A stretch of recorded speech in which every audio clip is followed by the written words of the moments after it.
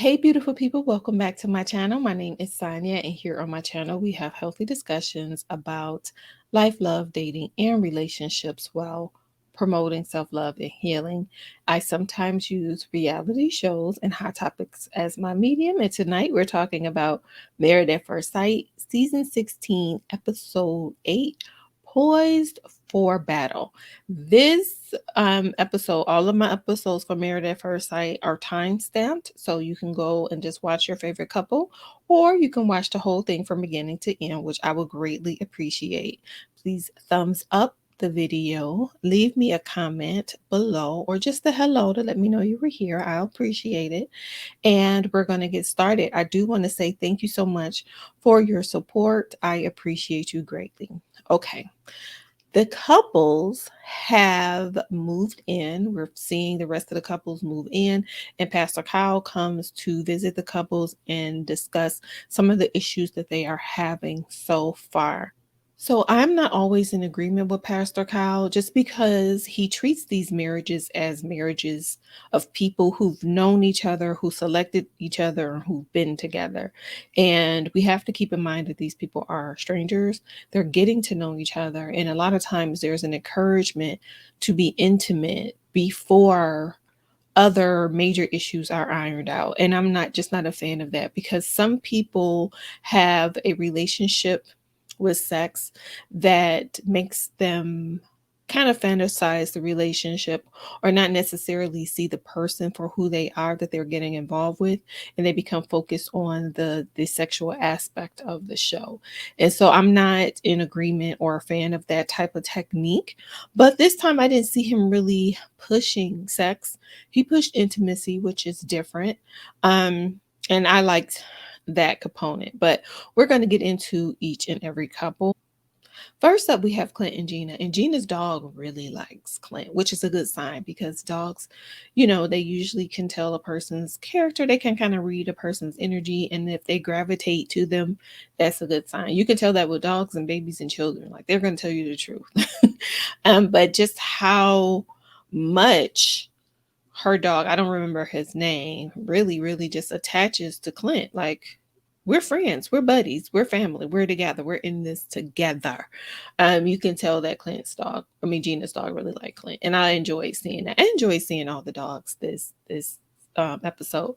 I want a dog, but the way my life is set up, it wouldn't be fair to the dog, so I won't get one. But I really do want one. I think they are absolutely adorable. Anyway, Clint and Gina are talking about moving in together, and Gina is reluctant to move in. She doesn't want to. And I strongly feel like her fears are coming from a couple of places, and I just want to explore that a little bit. But before I do, I want to say this about Clint. I was really proud of Clint this episode because Clint is making it be known that, hey, I'm here. I want to give this process a try. He tried to make accommodations for her. Like, I'll sleep in a separate room where we can be comfortable. I want you to be comfortable. We can progress to this point. What do you want to do? His thing is, we decided on this process. We decided to get married. The issue, or the concern, I should say, about a person who's so dedicated to the process is that they can't always pick up what's being put down. Although you're extremely dedicated to this, and this isn't of any faults of Clint, but although you're really dedicated to this process, your partner clearly isn't. And sometimes you stay in the fight and you keep fighting longer than you should because you're dedicated, but the other person has already given up. Gina has given up. And my thoughts and my reasonings, getting back to that, as to why I feel Gina has decided that she doesn't want to be here, isn't necessarily what he said. Is that what he says validated the fears and insecurities that she already has.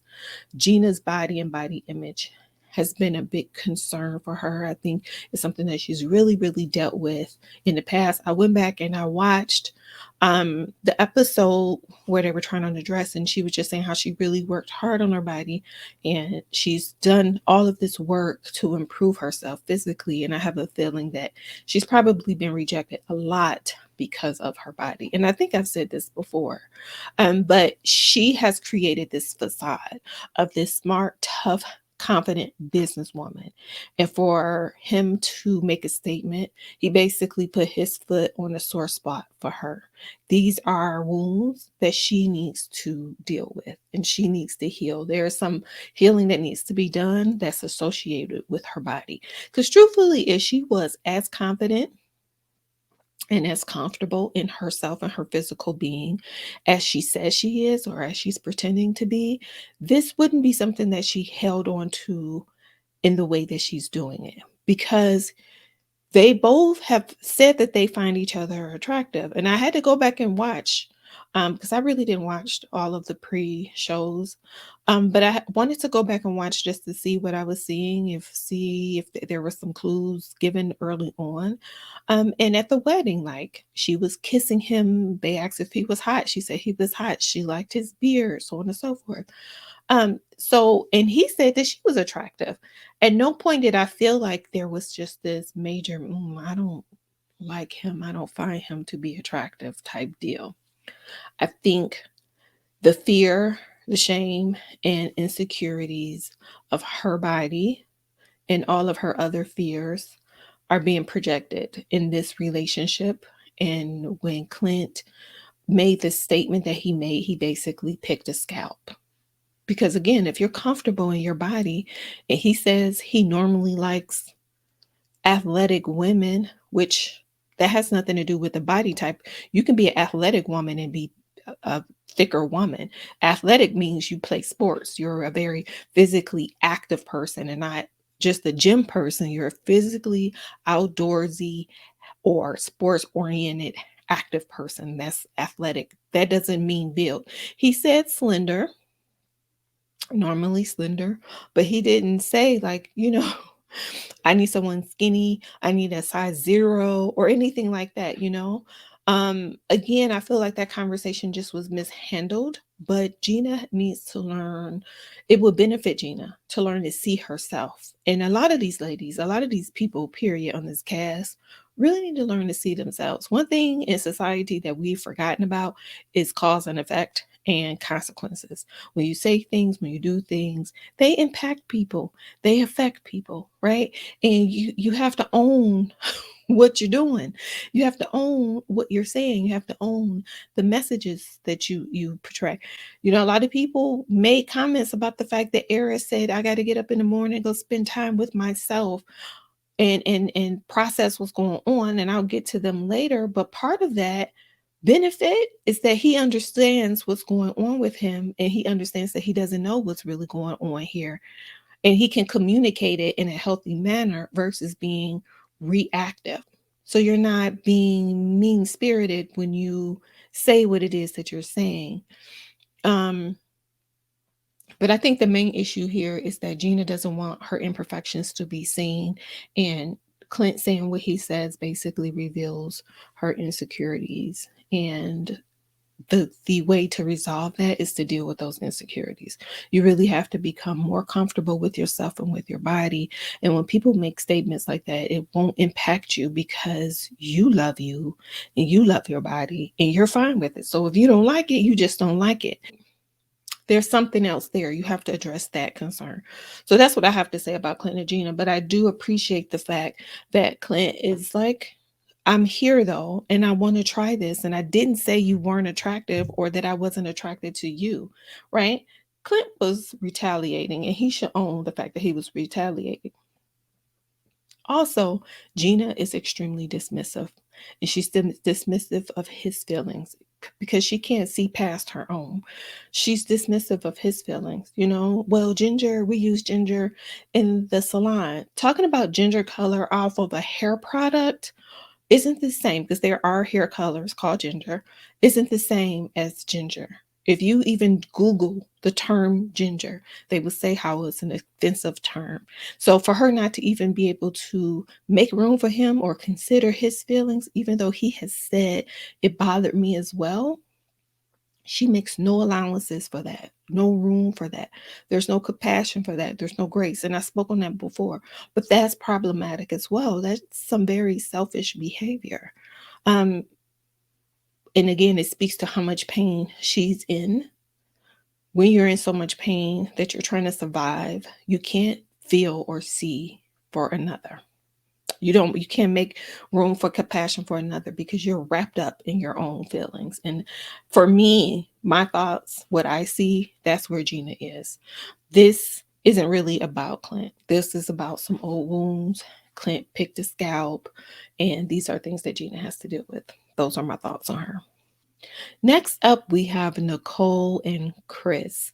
They introduce their dogs, and all the puppy babies get to meet one another. They meet their siblings and their new parents, and things are going well. I did notice, though, it seems like Nicole was like really bonding with Chris's dogs, but I don't remember seeing Chris bonding with Nicole's dog. Did anybody, let me know if I'm missing that because I'm not going to rewatch. I'm not going to rewatch it, but I didn't see him bonding with Coda, but I saw her bonding with his puppies. Um, but anyway, so they all meet. Everyone is getting along.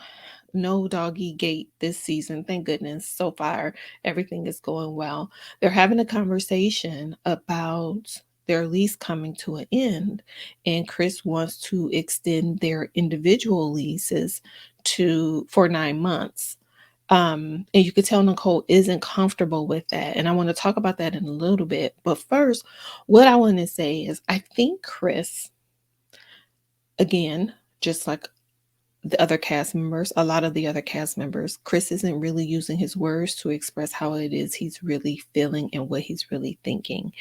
And I think Chris wants a little space. I think Chris has some concerns and he wants to maybe test the waters out a little bit more to see if he is okay with proceeding. I think that's what this extension of the 9 months of the lease is about because they could easily do a month to month until they find a home.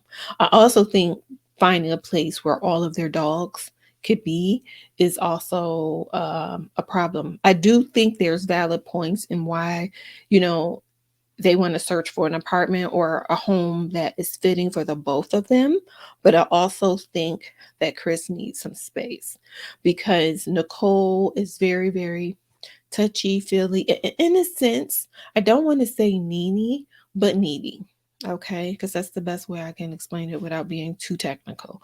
And I think instead of Chris expressing how he feels about her need for constant touch and constant interaction and constant reassurance, because we learned that she asks him every single day if he's going to say yes on decision day.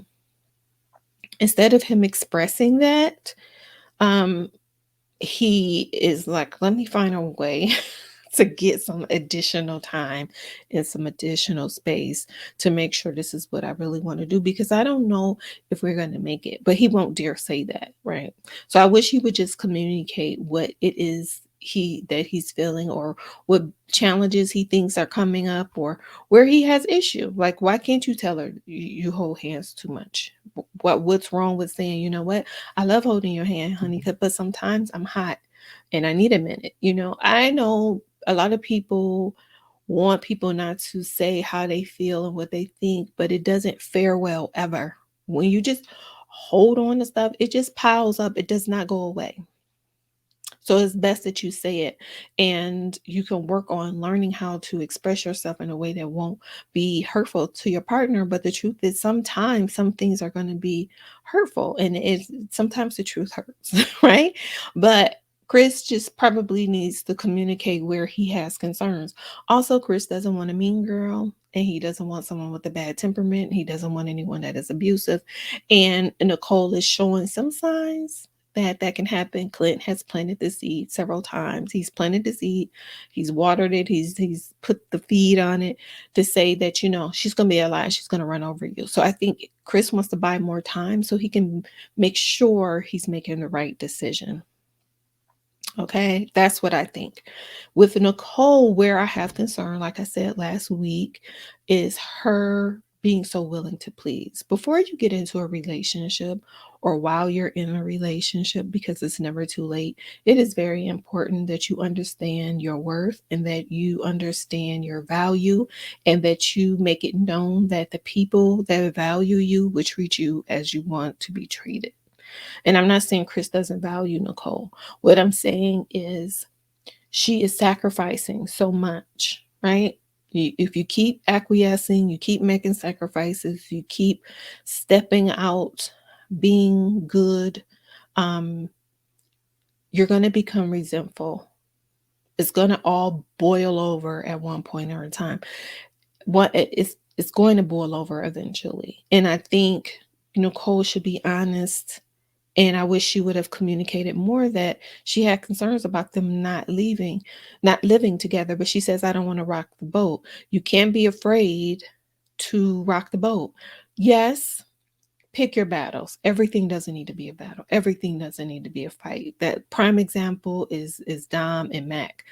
But this is about your living situation, and this is about your marriage, and this is about you getting your needs met within your relationship. Don't betray yourself.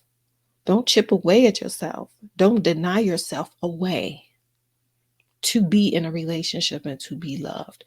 You have to know you deserve to be treated a certain way. You have to be okay with and aware of how you want to be treated in your relationship, what you want out of a relationship, and the dynamic period of the relationship. How do you want your relationship to be? And it's okay to own that. And sometimes we feel like we can't own it. You definitely can own what it is that you want. But if you keep chipping away, giving away, giving away, giving away, you are left empty. And then you're starving and you're trying to get somebody to fill you up. And that's when the overreactions and all these things happen. So I wish she had stood firm on her discomfort of that and maybe made it 3 months, or just how about we do a month to month. But 9 months, that's almost a whole nother year of them not living together. And that's not something she wants. If it was something she was okay with, that would be different. But it isn't. But I think Chris wants his space, and I think she wants to please. And the issue with people pleasing is that you deny yourself and then you're not happy. And then what benefit is that? You're doing this to be happy. You're doing this to be with someone. But if you're with them and you're lonely and you're unhappy, then what is the point? That is the question. So you have to ask yourself those kind of questions. So I don't want Nicole to sacrifice herself away in the sake of being married and being in a relationship in the title of the marriage and feeling like I can't be the reason this falls apart. You still have to be true and loving and compassionate to yourself. So that's my thought on them. Next up, let's talk about Jasmine and Airris. You know what, Airris? You said it was very important that people didn't wear shoes in the house. You wear shoes in your house and you're wearing shoes at their house, and Jasmine has on socks. Let me tell you what I don't do. If you are wearing outdoor shoes in your house, I'm not walking around barefoot or in socks, okay? Because that's nasty, in my opinion. Personally, I don't wear shoes in my home. So, I understood what he was saying. Don't bring the dirt from the outside on the inside. Like, I got that part.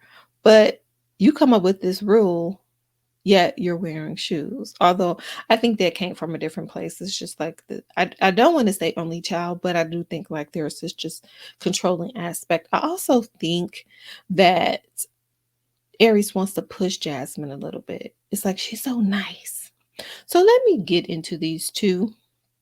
They go to Jasmine's house, and we learn that part of the concern that Airris had about her puppies is that he has some PTSD or some past trauma that he never got over with a puppy scratching him on the forehead.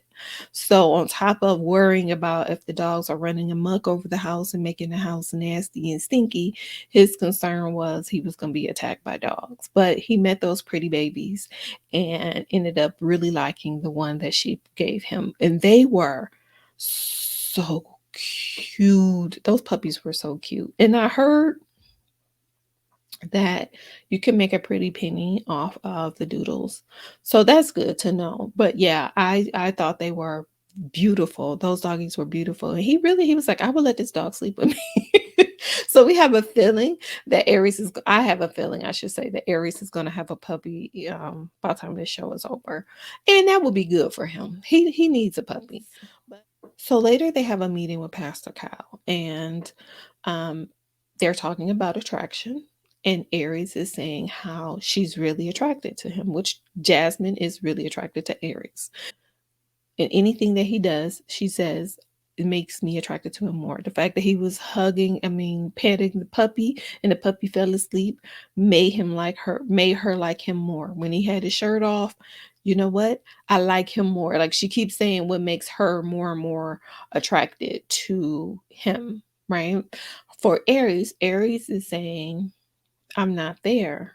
And it isn't that she isn't attractive, she's just not my type. And again, for me, I go back to, for me, I think Aries may have the Madonna complex. And that's when a guy looks at a woman two different ways. Either, she's like this wholesome woman that you can't touch and you can't violate in any way. And then you have the other woman where it's the opposite, right? I think he has been having these meaningless relationships and interactions. And, I've talked about how I feel like he needs to grieve um, and open up his heart and deal with those wounds that are associated with loss and grief and abandonment. I think that would help. If he dealt with that, I think that would help him open up more and be able to connect on a heart level with someone. I think that's where his barriers are coming in. Um, but that's not what he's used to. And I don't think he knows how to dig deeper. It could very much be just that he doesn't find her attractive, right? Could very well be that. And you can't push that for some people. It is what it is. But I know he's struggling with trying to understand what is this about and why is this? Like, why don't I want a good girl? Why don't I want someone that's like nice and about her business and does things for the community? Like, these are things that he asked for. I went back and watched his video too. Jasmine is the kind of woman that he asked for. He doesn't know what to do with it though. And I think he kind of sees Jasmine in the same way that he sees his mom. His mom appears to be this very soft, gentle woman who kind of goes with the flow and who takes care of him. And I don't think he knows how to maneuver a relationship with that kind of woman in a sexual way. So I think that's kind of the blockage. In order for him to get over that, he would need to start with working on, again, healing those wounds so that he can allow himself to open up and be intimate with someone. And even if it isn't Jasmine, someone else. So if he has someone that was like probably more outgoing, I think he wants Jasmine too to kind of own herself a little more. I think that kind of bothers him a little bit. Uh, you know, when he was putting crowns and stuff on her, like, you've accomplished so much, you need to be proud of that. Like, boast about that a little bit. Confidence is sexy, and Jasmine doesn't come off very confident, not in a strong way. She's very quiet with it, which, there isn't anything wrong with that. But I think he wants that. He has these very strong personalities, and I think he's been attracted to strong personalities. By the way, that cousin is coming back next week. So we're going to see what happens with cousin. Okay. But I think he's used to strong personalities and women having these strong personalities. And maybe that's his thing. It's not just the big butt. I don't think it's just the big butt, but I think maybe just a little bit more. And Jasmine is not like that. She's a lady. And he's like, I don't know what to do with it. I don't know what to do with a lady. Like, how am I supposed to conduct myself and respect her, but still do the things that I want to do? Right. And I honestly have concerns about whether or not he's this Casanova, super freak in the bed. I don't know if I believe that so much, but that's not my business. So I think that's where the barrier is coming at. Like, I think it's probably like a little Madonna complex happening there. And how does he open up? And also, how does he measure up? Can he measure up? Again, and I'm not saying it Could very well be just that he's just not physically attracted to her, but I don't believe that to be true. But he lives in a fantasy world too. He's made up all of these things in his mind. Everybody is all about Beyonce. She's at 8 compared to Beyonce's 10, and Serena and Laura London, and R&B movies and R&B shows and making a video. Like, nothing is grounded in reality, because he's created this space for himself. He has to get back to him, and he has to, again, heal those wounds so that he can have a relationship that is in the real world with real people. In order to do that, he has to heal the abandonment and the feeling of loss, in the fear of loss, because that's what happens a lot of times when you've lost people, or you haven't had a connection with people. It's hard to do so. It's hard to connect again. It's hard to open up your heart, because you have to worry about feeling that pain. No one wants to feel the pain of heartache. No one wants to feel the pain of loss. It's a horrible feeling. But it's part of love. It's part of loving someone. You risk that, because they could die tomorrow. They could be paralyzed tomorrow. And you have to be willing to take that chance if you want love. Another thing I want to talk about, and it's going to be some more unpopular opinions.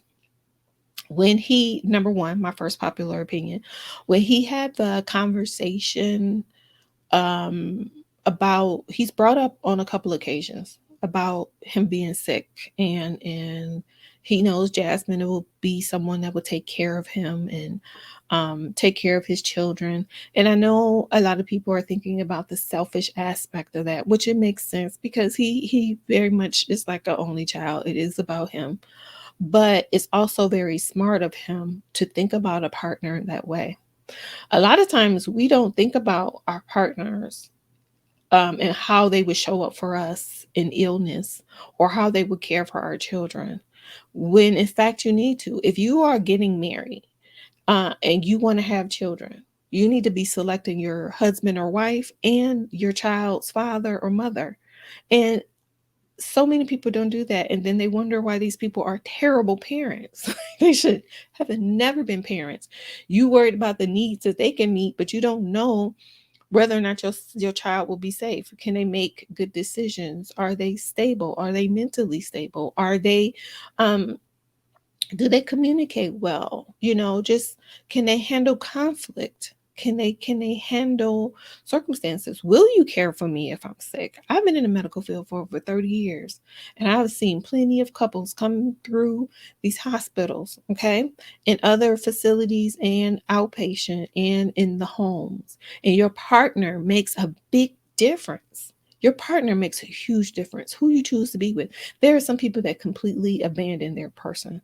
They go be with their friends. They leave their person there. There's some people that are very loving and supportive. You want to know that if you're sick, that person is going to take care of you, right? Now, Jasmine needs to find out if Airris is that same person for her, because it goes both ways. It shouldn't be one way. But I don't feel like Airris is wrong for saying, I know my children to be taken care of. That's what you want. I know that if I'm in the hospital, she's going to be there with me, and she's going to clean me up and take care of me. That's what you want. I just want Jasmine to want the same, and to verbalize the same, and assess for the same attributes in him. There isn't anything wrong with, in my opinion, him saying those things, because that is very important. If you are picking a lifelong partner, you really want a partner in every aspect. And a lot of people don't think about it. And I'm here to tell you, when it comes down to money, finances, decision making, coping skills, and just whether or not they are a caring, nurturing person and a good parent, all of those things are something you need to take into account if you're talking about partnering with this person for the rest of your life and having children with them. I'm just saying, I have seen it. I have seen it, and you will be surprised how people are mistreated. You'll be surprised at how one person will put such a huge burden on another person. Another thing is, you want to know that this person cares enough for themselves. This goes to my second point. I love the fact that Airris took time to himself, that he takes time with himself. he may not have a relationship with other people so much, but he has one with himself where he knows he needs to go check in with himself and figure out what's going on. Again, there isn't anything wrong with that. Number one, it's a way to recharge. Number two, you need to be able to hear your own thoughts and think things through. And this is how he's able to come and talk to Pastor Kyle and talk to Jasmine and say what's really happening versus acting out, because he's processed this. And even though he still doesn't quite get, like, why can't I get over this hump? He's processed that there's a problem there versus, again, acting out, versus snide comments, versus being mean or mean spirited or malicious towards her. And that makes a big difference. And you do need time with yourself. Never forget about the relationship you have with yourself. The relationship with yourself is important. And in order to hear yourself and process your thoughts and your feelings and your emotions, you gotta spend time alone. And I think that was great that he does that. I don't have a problem with that. Um, but he's having challenges, and I don't know if he's gonna get the help that he needs here on the show. But I hope he does, where he can process it, even if he doesn't end up staying with Jasmine, but just so he knows in the future. So that's my thought on those two. Um, I don't know if they'll make it. I'm hoping though that Jasmine, you know, works on her self-esteem. She keeps saying she falls in love easily. I want to know why that is. When we talk about love, true love, that isn't easy. So you just fall in love. You're just falling in love with people. How and why? Why do you fall in love easy? Do you trust? Like, what is that about? I am very curious about that. And I would like for her to become a little more curious about that, about herself. I am an advocate for asking yourself, why am I this way? And is this true to me? Is this really me, or have I been conditioned to become this person? But I worry about that with her, because everyone, I won't say they're not worthy for your love, but everyone doesn't deserve to have full access to your heart. And I don't want her trying to please him. She internalizes a lot. She's like, well, what do I have to do? And things like that. And I don't want her to own his problems. Aries' problems are his problems, his issues with intimacy and his barriers as it relates to relationships and things like that. That's for him to ravel with. That's not for her. Also, I do love the fact that she said, I want to be desired. And they should have a conversation around that. But I don't want her to push it, because he can't be emotionally available to you. So you don't want someone who lays down with you and uses your body but won't care for your heart. And so that's what you're advocating for when you're saying, I want to be desired by this man, although this man is telling me he's not attracted and he's not really into me like that, right? He's not into you. He's not really attracted. He thinks you're a great woman, and he thinks you have a lot of positive attributes, but I'm not sure that she's not my type. She's not the one I usually go for. And he said, like, I know that they gave me what I needed and not necessarily what I wanted. Um, and he's still trying to process that. So he needs to work on that, and she needs to work on her and just let him know, we're going to go through this process and see, and we're going to support one another. But I wouldn't keep leaning into him trying to please him and make him happy and change his mind, because this is an eternal conflict with him. Just like with Gina and Clint, that's internal within Gina. This has nothing to do with Clint. Clint just happens to be the one that bumped the wound. Um, Aries is learning something new about himself, and he has to work on that. I don't think he's ever been in this position. That isn't for Jasmine to fight with. So I hope she doesn't. So anyway, I've been on them long enough. That's all I have to say for those two. Next up, we have Dom and Mac. So they go to Dom's apartment. Mac doesn't show a lot of interest, and the little interest he does show, she automatically shuts down. Dom can't see herself, and she can't see how her behavior is impacting his energy. She only sees how Mac's energy impacts her. For both of them, I just feel like, they may want to go ahead and call it. Same with Gina and Clint, because Gina isn't interested anymore. So I don't feel like you need to push it. You shouldn't give it a try. If the person has checked out, it takes two people to be in a relationship with another person. Like you can be in a relationship with yourself, but you can't be in a relationship with a person who doesn't want to be in a relationship. And she doesn't. I feel like Dom wants things to be about her, and she wants things to be her way. I also agree with some of her concerns. However, communication is key. Healthy, proper communication is vital. So if she would just say, listen, I'm concerned that you are not stable. You don't want to stay. Me being in Nashville is very important to me, right? And then she doesn't try to get understanding either. Try to understand him. She's not trying to learn him. She just wants him to be what she wants him to be, and she just wants him to act the way she wants him to act.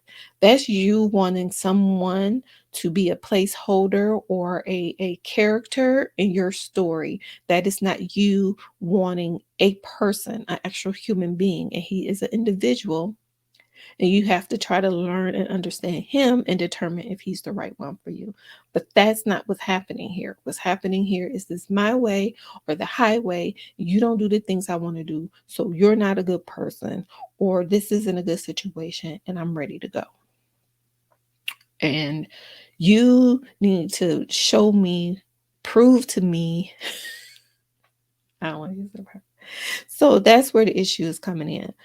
Mac, because Mac isn't presenting things clearly. Mac isn't clear. There's this like fog. I'm not saying that Mac doesn't have money or whatever the case may be, but nothing's adding up. He said, I'm fine financially. My business is doing well. But because they're not taking the time to get to know one another, you would never know that. They don't know anything about one another because they don't take the time to get to know one another. They are basically just like coexisting, but Dom is pushing for Mac to be the person she wants. And I was watching the after party, I can see where Clint and Dom will get along because Clint is young spirited. Clint is all about adventure. Dom is all about having fun and adventure. Mac is more laid back. He said he wanted somebody to pull him out of his comfort zone, but I think she's a little bit too much for him. And I think he needs someone who can kind of slow roll it a little bit, where she's like, let's jump in, head, feet, toes, everything first. And it's just not fitting for his personality. But he's hiding a lot, he jokes a lot, and it makes it feel unsafe for her. But she just can't communicate that she feels unsafe because she doesn't see security in him, and she doesn't want to leave Nashville. It's all about having a healthy conversation. And for Mac, he has been doing a better job of expressing himself and really letting her know how he feels about, her her treatment of him and how she speaks to him.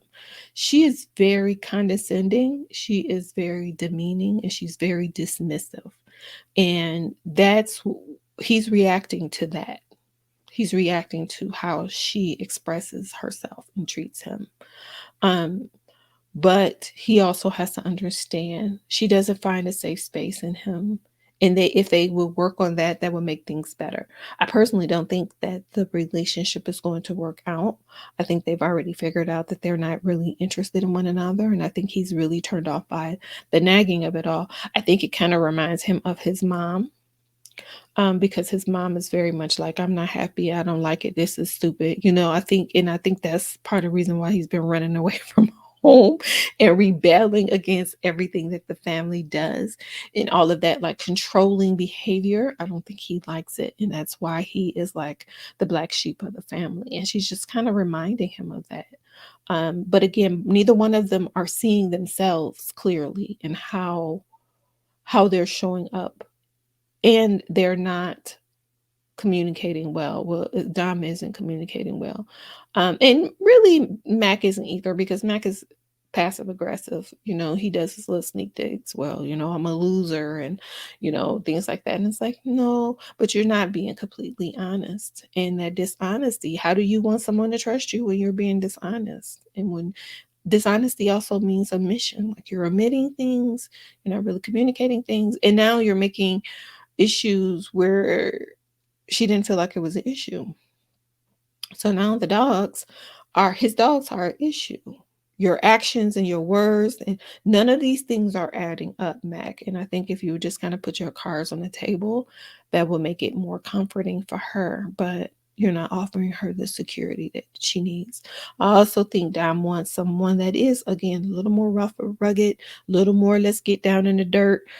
Mac is not that. Mac is let's sip this wine and have conversation and talk about business and money making and let's just chit chat and joke and BS. And that's just not who she is. So they're just not a good match for one another. So that's it. We're gonna see what's gonna happen. But there we go. Last but not least, we have Shaq and Kirsten. They really don't get a lot of camera time, but they go to her place. Kirsten doesn't have any pictures up. Kirsten has the bare minimum. I'm like, girl, you can at least have like a little three-legged table at your as nightstands. You don't even need, excuse me, the full nightstand thing, but to have your computers and wires and everything on the floor, I'm like, I don't know. But I know some people are saying they don't think this is her place. It could or could not be. I don't know. It's the place she chose to show. But what I will say is this.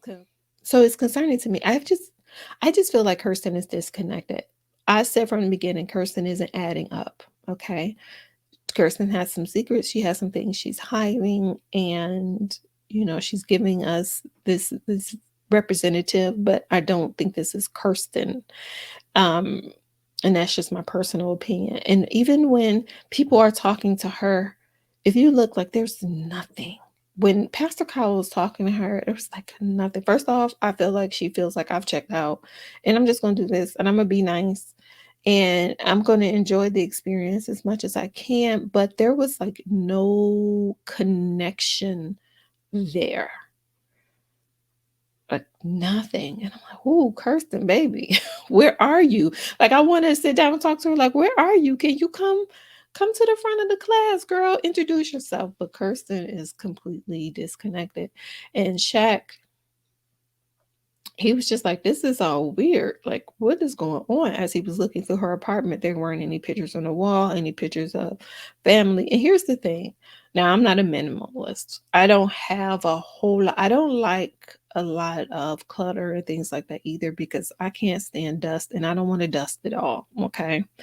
Um, and in my bedroom, I have pictures on my tables and on my, I have pictures on dressers and tables, but I don't have pictures all over the wall. I grew up where we had people had pictures from the top of the wall down to the bottom. So for me personally, some of it I can understand because I am not a person with a whole bunch of I don't like to dust a lot of things. And when you get a whole bunch of trinkets and things like that, you have to clean that. I can't stand dust. You have to clean it. So I get not wanting to have a lot of things, but what that place is showing is just she's just kind of existing. She's just kind of here. She's just kind of making. She's like, I'm not really home, but really, are you going out that much? I don't see her as a person who really socializes that much. But we don't get to know Kirsten, so who knows? Like Kirsten is in hiding. This person that's here is her representative. That's how I feel. The representative, is going to try to be here for the next 8 weeks, but the real Kirsten, we get glimpses of her sometimes, but she is in hiding for the most part, in my opinion. Like she was looking at Pastor Kyle, like whatever you say, it doesn't matter. My mind is made up. They talked about attraction. She said she didn't see any. He said, we do have some. She doesn't have any. And again, I'll say to Shaq, read what's on the pages and don't write your own story. I say that to anybody. Sometimes we're out here writing stories, making excuses, changing narratives. No, baby, it is what it is. You meet people where they are. I believe people can change, grow, and evolve. Absolutely. But a person has to want to do the work and they have to do the work. And if they haven't, you have to see them for who they are, where they are. And she isn't interested. And she'll play around, she'll play this game, she'll laugh, she'll smile, she'll, enjoy the moment for the most part, but she's not vested, I don't feel, and she's not present. So, you know, they're just going to do their time. I feel like she's doing her time, and I feel like he's just going to try to get whatever he can get out of it because he wants a wife, and he wants a wife that looks like her. But that marriage, as it stands, will be an unhealthy marriage because she is not present. Um, that's going to be a problem. And he may be okay with like having a trophy wife, but I don't think it'll last long because you can already see things unraveling. Um, and after a while, you want a human to be with. Yeah, so those are my thoughts on those two. I have great concerns. I don't think that this is gonna work, but they're gonna keep their mask on and continue throughout the process. I think they're going to continue to the end. I don't see them saying yes on decision day, though. You guys let me know. Do you see them saying yes on decision day? I don't see it. But anyway, those are my thoughts. Let me know yours in the comment section below. Please don't forget to like, share, and subscribe. Thumbs up the video. Please turn on your notifications and make sure you are subscribed. I had to go through and resubscribe to a lot of people's channel. And these are people that I actually interact with, and I still was dropped. I don't know what's going on. So please make sure you're subscribed. Please turn on your notification bells. The lives will be back the week after next because next week I have a busy work week. But after that, we can get back to the lives. And last but definitely not least, please don't forget to love yourself for who you are. Have a good evening. Take care. Bye bye.